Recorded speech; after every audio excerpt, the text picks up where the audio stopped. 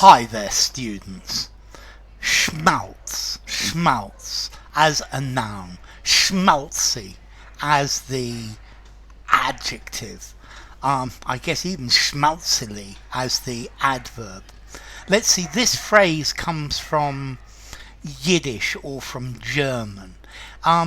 We use it to mean something that is excessively sentimental, something that's made to make you feel very sad or very romantic. It's something that's intended to stimulate strong sad feelings or strong romantic feelings, but it's not something with real artistic value. So they put some schmaltz in the movie to make it more popular. I think maybe the film Titanic was full of schmaltz. I think both sadness and romantic feelings as well. We use this phrase schmaltz or schmaltzy particularly to talk about music or cinema or perhaps a book or a story, something like that. The story would be much more interesting if it was told without the schmaltz. Yeah, if they made it less schmaltzy, it would be more interesting. Now, notice this, as I said, this is a word from Yiddish. I think this is something that the Americans would use particularly.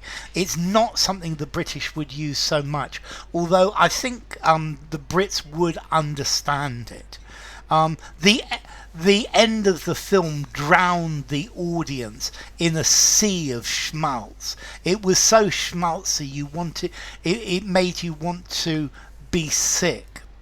Let's see, this word schmaltz, the origin is from German, and this is either chicken fat or goose fat, and perhaps it's part of traditional Jewish cookery. This is something that is typically in chicken soup or chopped liver or matzah or things like that. And it has quite a strong flavour, and it comes from the German word schmelzen, to melt, smelten, West Germanic, which is from the word to smelt, to melt. So it's almost like it's got too much fat.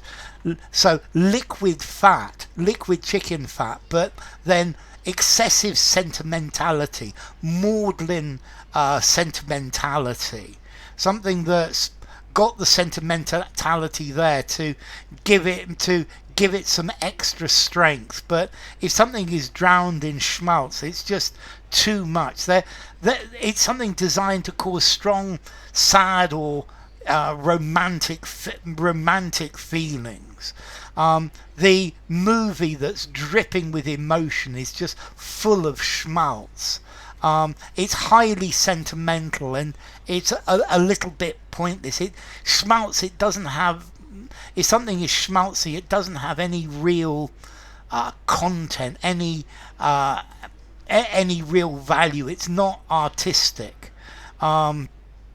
They put the schmaltzy parts at the end of the movie to get people to go away remembering it. A schmaltzy love song, a schmaltzy book, schmaltzy background music.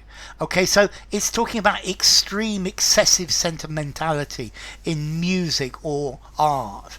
I think when we come to Valentine's Day, there's so much schmaltz flying around that it can be a little bit sickening.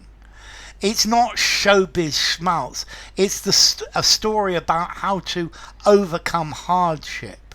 A lot of people were making fun of the show, calling it pure schmaltz. It's ridiculous schmaltz. It's not the best thing. So a hint of schmaltz is just a little bit is probably all right. But this is talking about extreme sentimentality. Yeah, a heartwarming drama free of schmaltz and maudlin sentiment. Yeah, schmaltz is going over the top. Yeah, if you describe your book as schmaltz, you don't like it because it's just too sentimental. It's just too much. Yeah, there's too much schmaltz. I'll probably just go to sleep. It's mushy. It's soppy. Too much bathos. Too maudlin. Too mawkish. Too slushy. Perhaps over nostalgic. So at the end of the movie, we drown in a sea of schmaltz. The film was pure schmaltz and nothing else. So schmaltz, formality, schmaltzy. I think I'm going to give this a 4 in formality.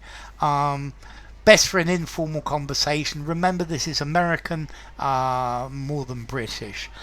Using a semi-formal conversation. Yeah, semi-formal writing. I guess just about, but certainly no more. So schmaltz, schmaltzy.